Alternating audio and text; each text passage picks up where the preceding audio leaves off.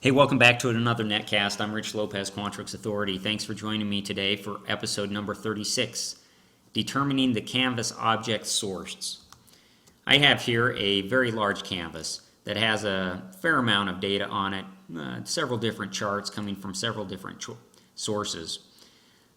How do I know when I'm editing a canvas where the source is for a chart? So say, for instance, I'm looking at my canvas and I see something's not quite right with one of my charts. How do I know where that chart's coming from? Because it's not really displayed anywhere.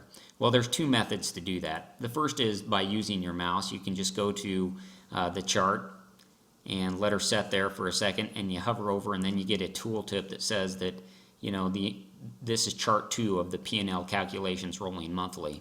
Again, if I go to a different area and select the chart, you can see that this is P&L calculations rolling monthly, and so on. If I go over here, it's calculations year to date, copy of table view is the source.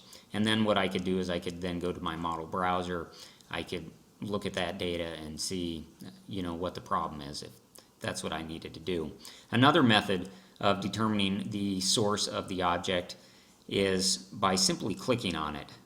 And as I click on it, if I look down here in my status bar, you can see that P&L calculations rolling monthly shows up. If I go ahead and I click on a different one, it happens. So again, I don't have to sit here and wait for it to hover. If I'm in a hurry and I don't want to wait for the bubble, I can just go ahead and click on it. And again, down here in my status bar, it updates automatically. And if I go ahead and I select more than one object, you can see that it shows both of them, and then it begins to show an ellipses that I have more than a couple charts or a couple sources identified, or clicked rather.